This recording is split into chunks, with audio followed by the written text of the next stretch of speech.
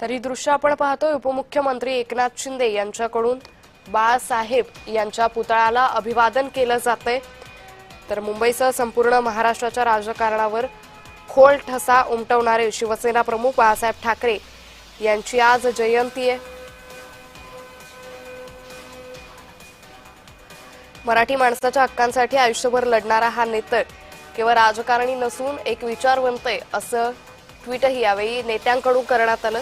तर उपमुख्यमंत्री एकनाथ शिंदे यांनीही आज बाळासाहेब ठाकरे यांच्या जन्मशताब्दी निमित्तानं यावेळी रिगल सिग्नल जवळ असलेल्या या बाळासाहेब ठाकरेंच्या पुतळ्याला त्यांच्याकडून अभिवादन केलं जातंय। त्यांच्या पुतळ्याला पुष्पहार अर्पण करून बाळासाहेब ठाकरेंना अभिवादन केलंय। तर यानंतर काही वेळातच उपमुख्यमंत्री एकनाथ शिंदे यांची पत्रकार परिषदही होणार आहे। यावेळी एकनाथ शिंदे नेमकं काय बोलतात हेही पाहणं तितकंच महत्त्वाचं ठरणार आहे। या संदर्भात अधिक माहिती घेऊयात आमचे प्रतिनिधी शुभम उमाळे यांच्याकडून। शुभम, उपमुख्यमंत्री एकनाथ शिंदेंकडून बाळासाहेबांना अभिवादन केलं जातंय, काय अधिक माहिती?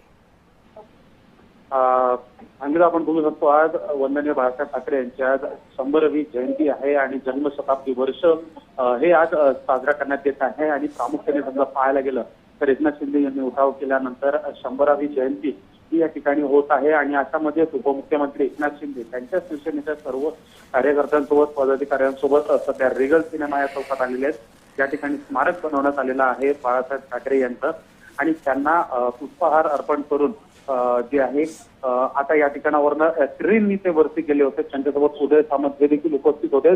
काही वेळातच एकनाथ शिंदे यांची पत्रकार परिषद ही देखील होणार आहे आणि त्यामध्ये अनेक नवीन त्यांचा सोहळा जो आहे तो ते करणार आहेत। अनेक नवीन योजनांचं उद्घाटन जे आहे ते त्यांच्याकडनं करण्यात येणार आहे।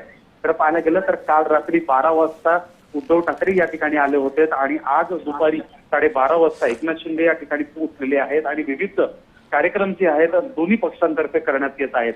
अशामध्ये बाळासाहेब ठाकरे यांची आज 100वी जयंती आहे आणि त्यानिमित्ताने रिगल सिनेमा चौकात सर्व शिवसेनेचे नेते मंडळी पोहोचलेले दिसून येत आहेत। मंत्री उदय सामंत असतील, सरचिटणीस राहुल शेवाळे असतील, एकनाथ शिंदे आहेत, प्रताप सरनाईक आहेत, नीलमसाई गोरे आहेत, असे सर्व शिवसेनेचे प्रमुख मान्यवर आहेत ते एकनाथ शिंदे यांच्या सहित त्यांनी जेव्हा उठाव केला होता आणि शिंदेची साथ पकडून शिवसेना जी आहे शिवसेनेचं चिन्ह आणि पक्ष स्वतःकडे आलं होतं तेव्हापासून जेव्हा आलेले आहेत ते सर्व या ठिकाणी उपस्थित असले आपल्याला दिसून येत आहेत।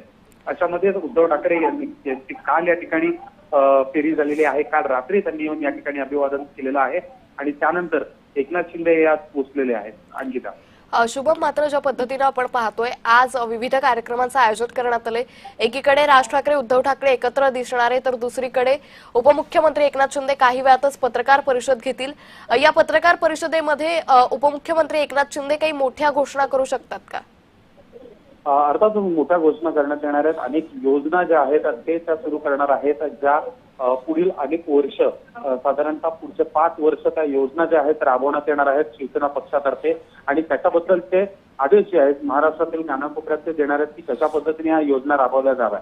सर्वसामान्य नागरिकांसाठी उपमुख्यमंत्री एकनाथ शिंदे यांनी सतत वेगवेगळे निर्णय घेतलेले आहेत। लाडकी बहीण योजना ही देखील अंमलात आणलेली आहे ज्याचा आज देखील महाराष्ट्रातील नागरिक जे आहेत किंवा लाडक्या बहिणी ज्या आहेत त्यांच्या खात्यामध्ये पैसे जमा होणं अजून देखील सुरू आहे। असेच अनेक योजना ज्या आहेत ते आता पुन्हा एकदा समोर आणणार आहेत आणि त्यांच्यासोबत संपूर्ण पक्ष हा सोबत आहे आणि संपूर्ण पक्ष हा संपूर्ण महाराष्ट्रामध्ये त्या योजना राबवणार। इतकंच नव्हे तर मग एकनाथ शिंदे मुंबई महानगरपालिकेच्या निकाल जे समोर आलेले आहेत 29 उमेदवार त्यांची निवडून आलेले आहेत।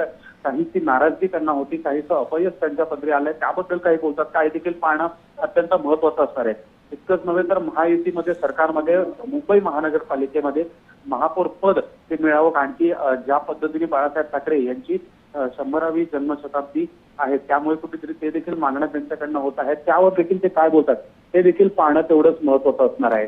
इतकंच नव्हे अंकिता, तर मग सुरू असलेलं राजकारण समोर येऊ घातलेल्या शेवटच्या टप्प्यातल्या स्थानिक स्वराज्य संस्थांच्या निवडणुका ज्या होणार आहेत ज्यामध्ये पंचायत समिती आणि जिल्हा परिषदेच्या निवडणुका आहेत त्यासाठी देखील शिंदे आणि त्यांच्या पक्षांनी तयारी सुरू केलेली आहे आणि अशामध्ये त्याबद्दल देखील कार्यकर्त्यांचं मनोबल वाढवण्यासाठी महाराष्ट्रातल्या कानाकोपऱ्यात ते काय बोलतात ते पाहणं महत्वाचं आहे। सध्या तर ज्या पद्धतीने राजकारण सुरू आहे भारतीय जनता पक्ष आणि राष्ट्रवादी काँग्रेस पक्ष हे राज्यात एकत्रित आहेत पण मात्र स्थानिक ठिकाणी जे आहेत वेगवेगळे आहेत आणि त्यामुळे त्याच्यावर काय भाष्य करतात काय देखील पाहणं महत्वाचं असेल।